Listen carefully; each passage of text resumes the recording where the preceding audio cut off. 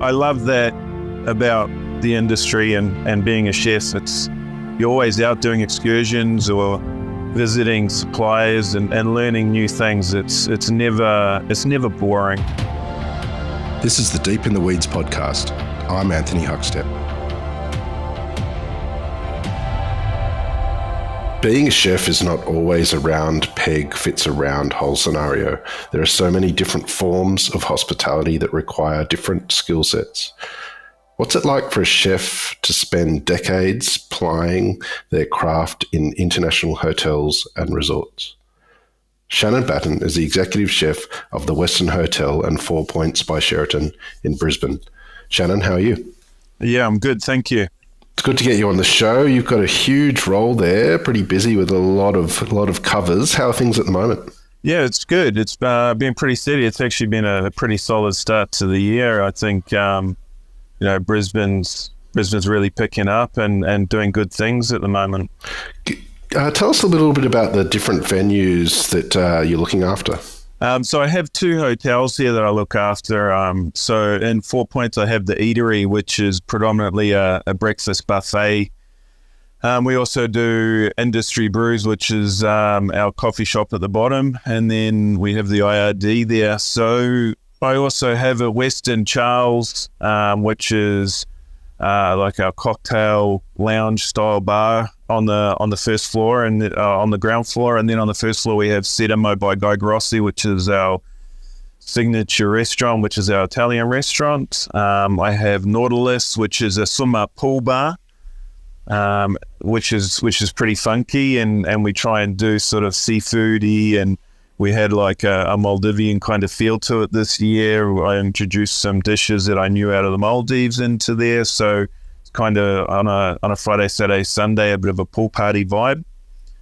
And then, obviously the IRD and little bits and bobs with the banqueting and events as well. So a good array between the two hotels, and definitely keeps me and the team busy. Give us a sense of the scale. How many staff and what sort of employees do you have in your team? So here I have 38 chefs in stewarding, and I kind of use them through both hotels. We don't keep it separate. It's all complexing, so I tend to rotate them in and out of the different venues and different hotels. So that's really fun. It keeps them busy and it keeps them interested. It's a pretty good operation, especially in Brisbane, where the hotel scene is not as big as other cities. It's good, and it keeps us all busy. We've had Guy Grossi on the show previously. Is his restaurant treated a little bit different within sort of the whole sort of offering there? It's all part of the same kitchen. Like the chefs in there, we're all one hotel, but it's really cool to have Guy come up and share his experiences and his skills. The best part about it is when he comes, he doesn't just deal with the guys in Sedimo. He opens himself up to all parts of the kitchen, which is really cool. So the pastry guys get experience with them. He does mise en place down in the banqueting kitchen, so the guys down there are watching and talking and learning. So when he comes up, it's a really cool vibe, and kind of he brings all the kitchen together. Most people sort of think of chefs as being on the pans and cooking every day. Give us a sense, given the vastness of your role, what's the day-to-day like for you? It was probably a lot less than it used to be in terms of pans. I only try and get on the pans just so the guys believe I can still cook, So, most of my days start with, I try and get in early in the morning before most, so I can have a look around the buffet. So I'm normally in at about 6:30 in the morning, and I do a walk around both my breakfast venues, catch up with the breakfast chefs. I do a little bit of omelette cooking with them if it gets busy. Today I was across in 4 Points. We had a big group in, so I jumped across there and made a few omelettes just so they know I can, But there's a fair amount of meetings and strat meetings and F&B, and there's a lot of sort of discussions on areas we can make more revenue and keep our guests happy and stuff. So it's nowhere near as much as it used to be. I think once you kind of get in a hotel to sous chef position, there's a lot more demand on you in other areas than cooking, and you kind of become a leader and it's more of a director role, you know. When you're sort of in that sort of scale and of a role like that, what does it take to get the best out of your team? What's some of the things that you do to sort of inspire the team in the different sort of areas of the hotels? Probably a question I would answer differently to sort of 15, 18 years ago when I first had my head chef role, but you know, through the years and you gain experience, it's like motivating the team is one of the most important aspects of my job now. You know, it's like retention of staff is everything. The longer you keep staff, the more you train into them, you know, the better your kitchen becomes. So motivation is huge. You know, my job, and I tell anyone and everyone that asks me about it, is my first and foremost, my job is to keep them happy, to keep them entertained, to keep them motivated, to keep them interested, you know, and to lead by example, to be around when it's busy, to be in the kitchen when it's needed. And, you know, the guys follow. And I kind of learnt that at an early age when I was in Brisbane back in 2008, when I had my first sort of head chef position. But I've worked in different countries over the years. And one thing that stays true is by leading by example, you get the best out of your team. Well, I want to explore your career, which is incredibly global, shortly, but you're originally from New Zealand. Take us back to New Zealand. Whereabouts did you grow up and what sort of role did food play? I was born in Auckland, but when I was 5 years old, my parents moved myself and my sister. We went down to a small town called Tirau, which was tiny.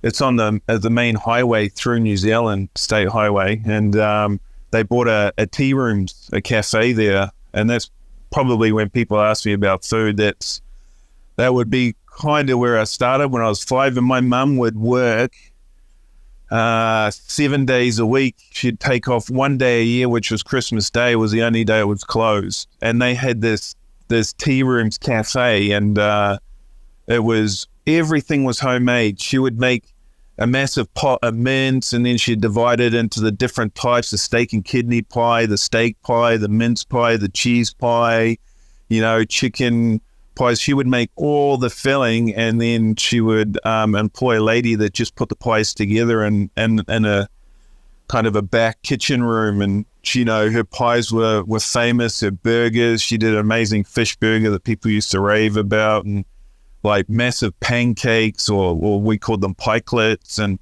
you know, everything. She'd be up at 4 o'clock in the morning and she'd be making all the filled rolls, all the sandwiches. So I lived in the kitchen. Her prep bench, we used to have like a little kid's table underneath her where me and my sister would just, you know, play and draw and color. So we were always in and around the cafe for about 4.5 years when they had it. So yeah, that's kind of where I grew up with food, I would say.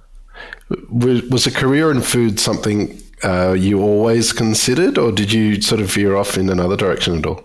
I never looked at food as a career all the way through school until basically I left school. I never really knew what I wanted to do, so I didn't go to college. Didn't go to uni. And what actually happened was I was living in a place called Tauranga, which was on the coast, and in the Bay of Plenty, and they just opened a new professional cookery class and built a brand new kitchen there. And I just kind of thought, well, I'll have a look at that. It was a 1-year course, so it was a brand new kitchen. I was one of the first classes into it, so that's the only reason I really got into the kitchen to have a look at this. So, and lo and behold, 25 years later, I'm still in the industry.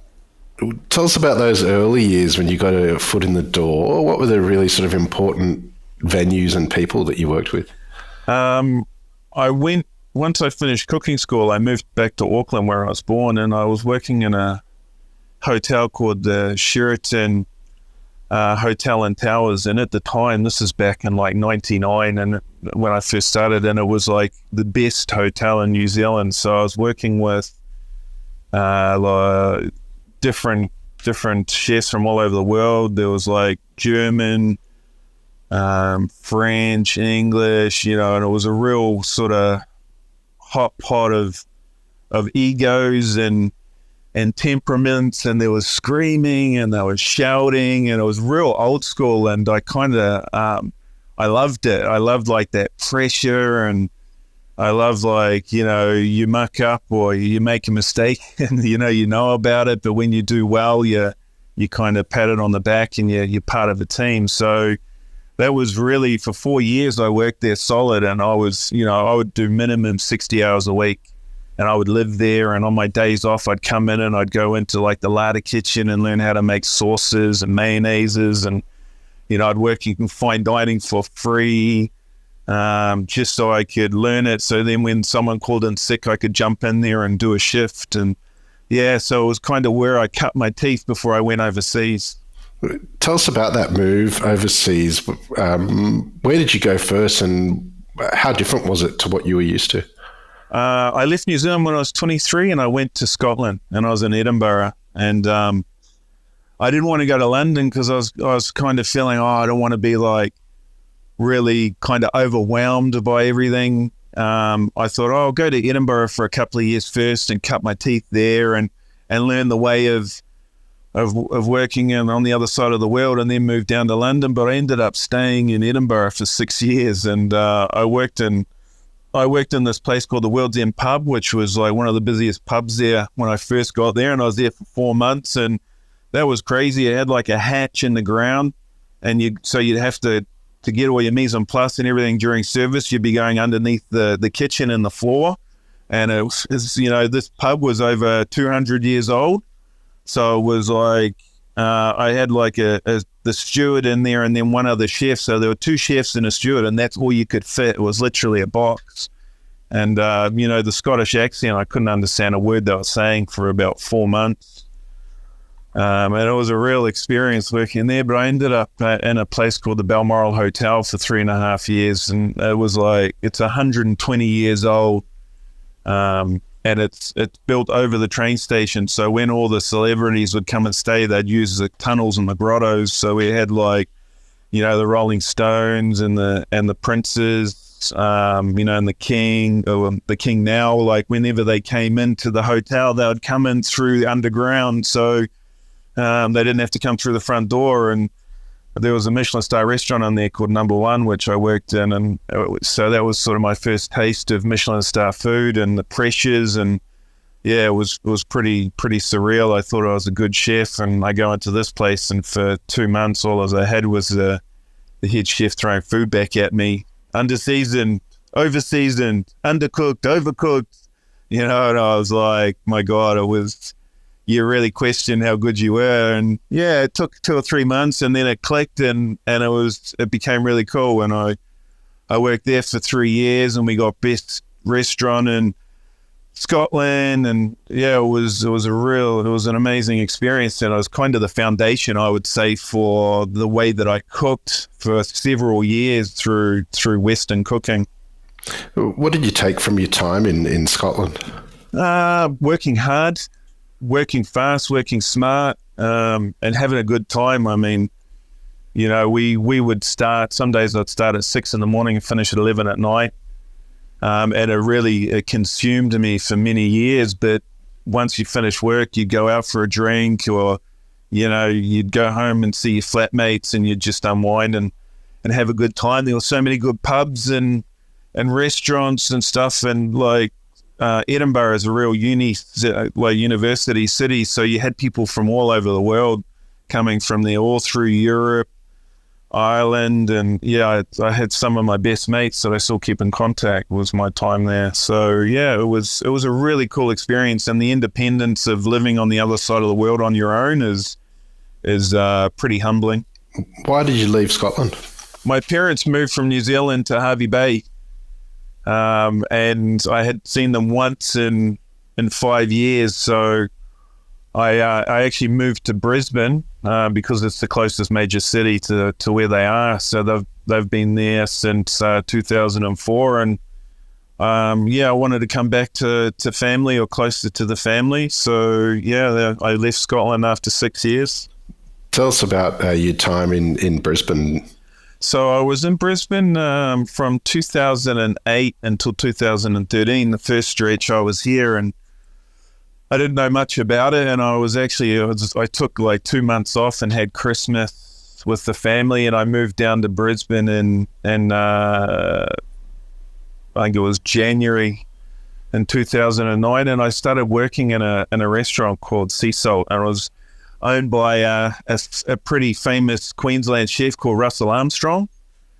Yeah, and I didn't know anything about him before I took the job, and I thought I was taking a sous chef position, and he's like, I want you to run my kitchen, and I'm like, oh okay. So when I came down and did a trial, a stage, and then once he offered me the job, I went back to my parents. And I remember saying to my mum, he wants me to run the kitchen for him, and she's like, can you do that? And I'm like, yeah, why not? So I didn't realize what he was like, but he's a pretty charismatic character, Russell Armstrong, and it was a real experience for 2 years working with him and working for him. And I do, I appreciate he let me run his kitchen, and he let me put in my own food, and he trusted me. And it was a pretty cool experience, and one that I'll always kind of remember because he gave me my first head chef job.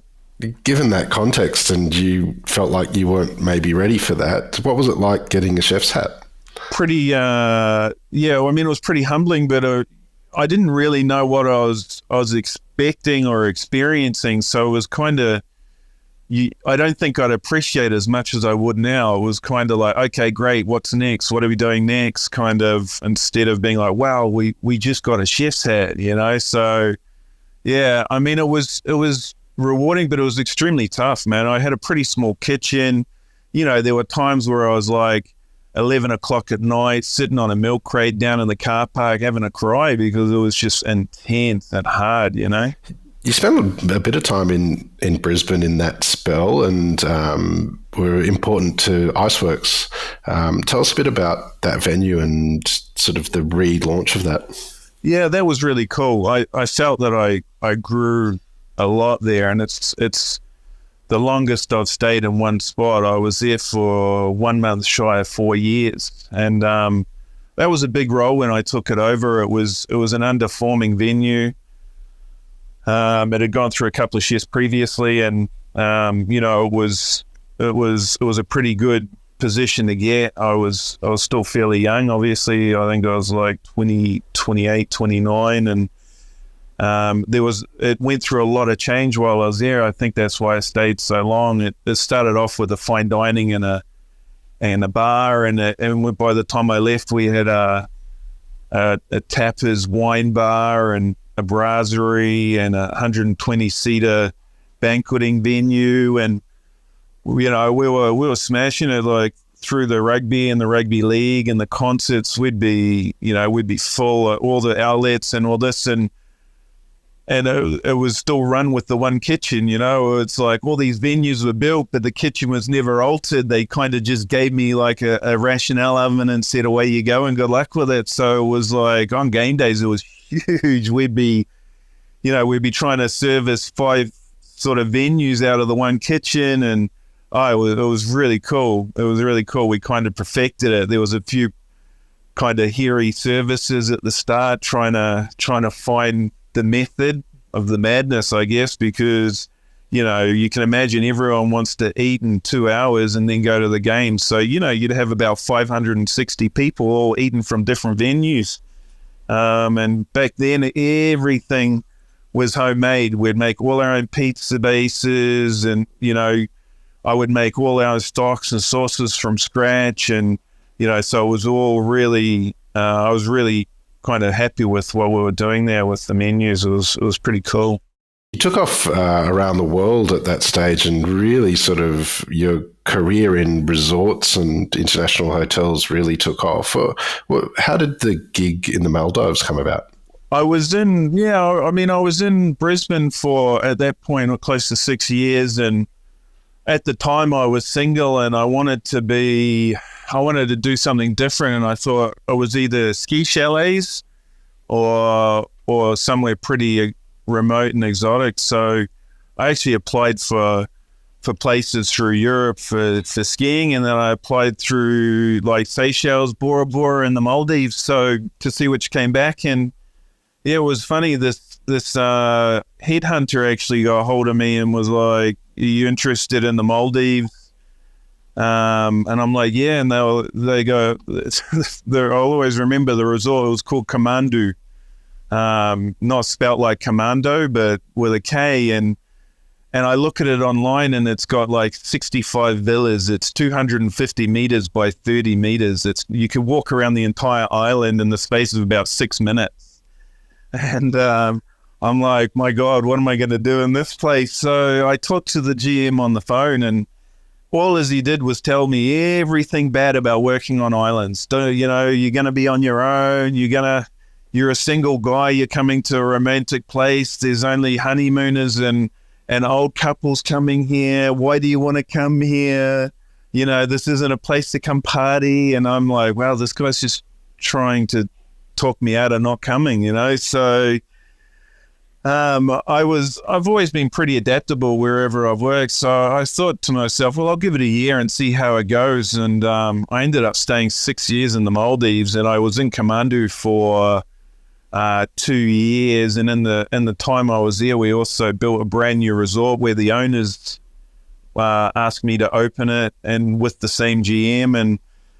And yeah, it was pretty cool. Like, doing a brand new opening of a resort is amazing. It's to see it start with palm trees and become a beautiful resort. And obviously the palm trees still stayed where they were, and you just build these chalets and bungalows and everything around the palm trees. And yeah, it was really cool. And the GM and I became great mates. And yeah, it was a real experience. I learned to dive. I was playing tennis. Yeah, it wasn't too tough. It wasn't very stressful. I think that's why I've still got hair on my head. It was a pretty cool time of my life. I'm pretty pale by nature, but it was the best place I've ever had a tan. So yeah, it was a pretty cool experience. You did some pretty extraordinary things there, including launch the world's first undersea restaurant and also undersea villa as well. Tell us about them.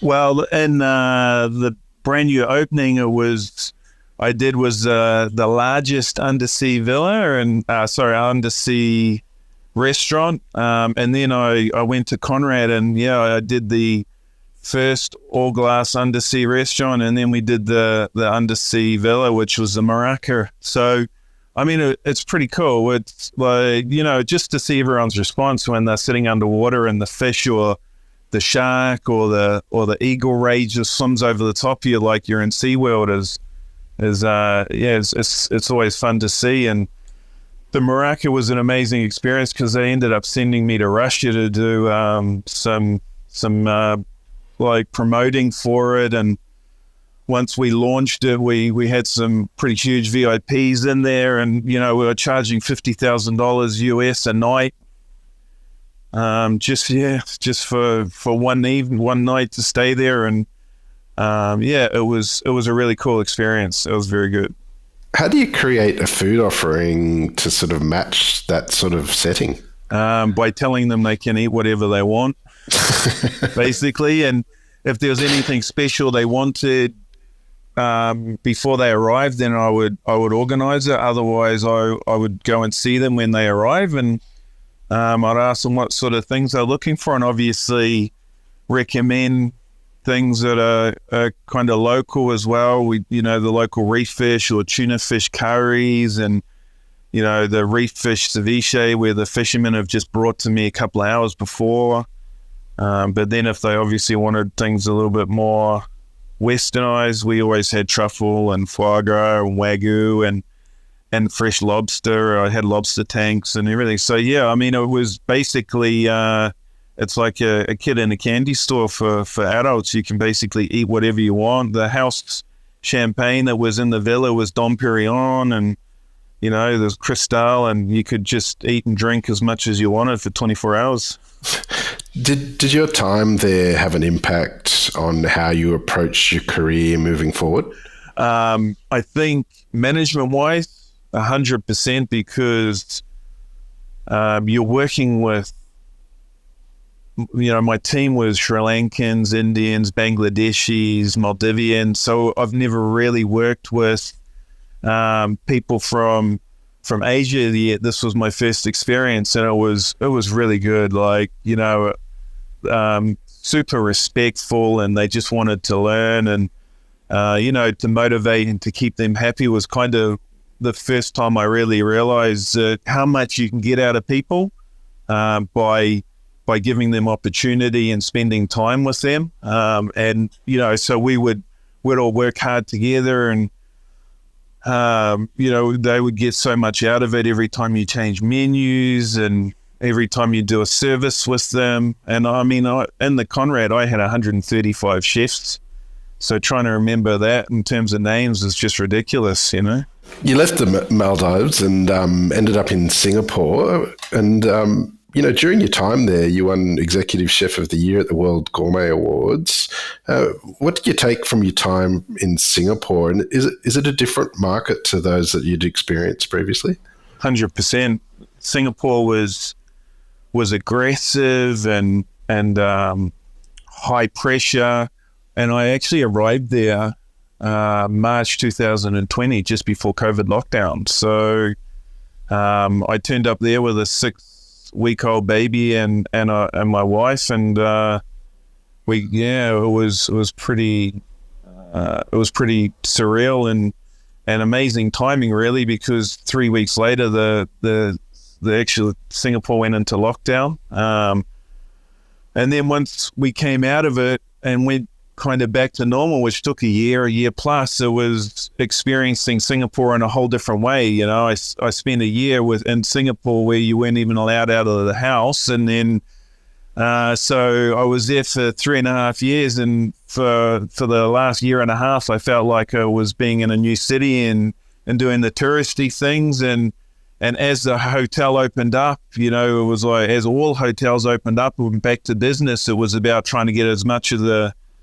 pie as you could. So Singapore was where I really learned how to be savvy in terms of revenues and top line and bottom line, and how we could get business from others, and tactical offers on a weekly basis in your different outlets, and your wine dinners, and how you're driving revenue into each restaurant, and being accountable for the numbers in each restaurant, and you can't use any excuses. It's like, why is this not happening, or why is this restaurant not making revenue this month, and you need to do something about it next month. You need to make back that money. So it was really going away from being a chef and more into the business side of it.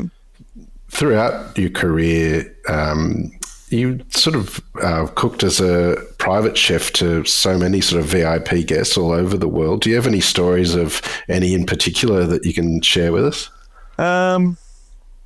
Yeah, I did a lot. I mean, we did in every country I was lucky enough to experience and work and deal with some high profile people, sportsmen and musicians. And I mean, Rod Stewart, when I was in Brisbane, when I was in Scotland, I did his daughter's 21st, and he's actually super nice guy. He came out to the kitchen, said hello, and was really humble. And a fair amount of sports stars. There's a piano prodigy from China, Yang, and he had something like over 100 million followers on Instagram, I think, through a WeChat in China, and he was really nice. But I've prime ministers and presidents around the world, and some musicians of old that I didn't even recognize, and I had to call my mum and be like, "Who's this person?" And she's like, "Oh my God,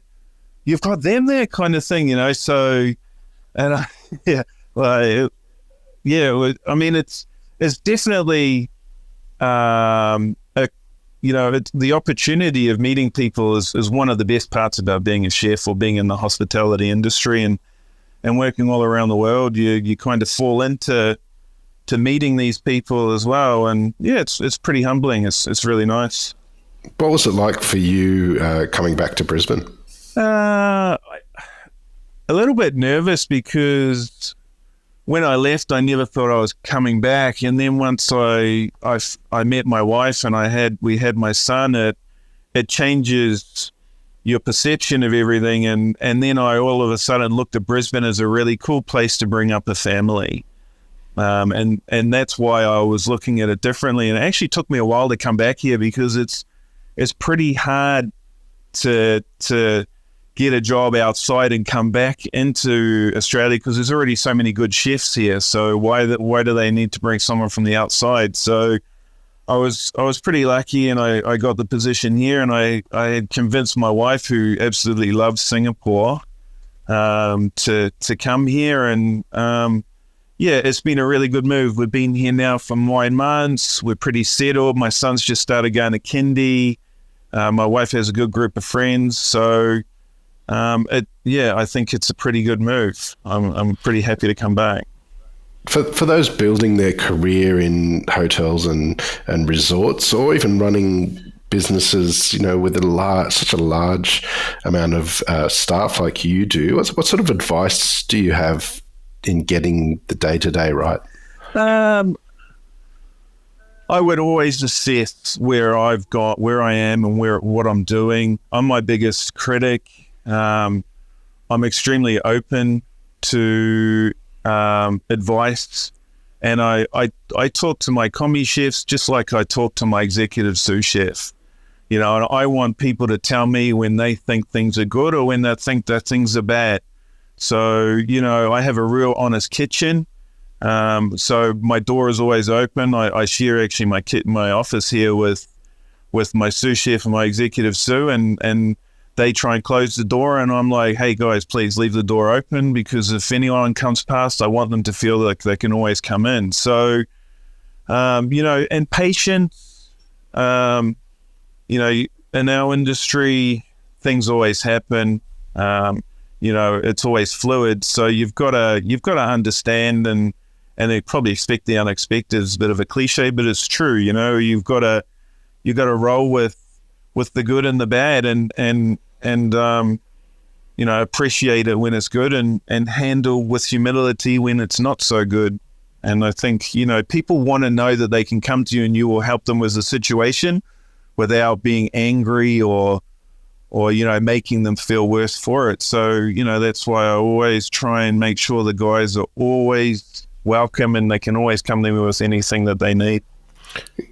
Given that sort of upheaval of COVID while you're in Singapore, and no one was traveling and using hotels or restaurants, so now that you're up and running, did I guess expectations different from hotels and dining from your perspective?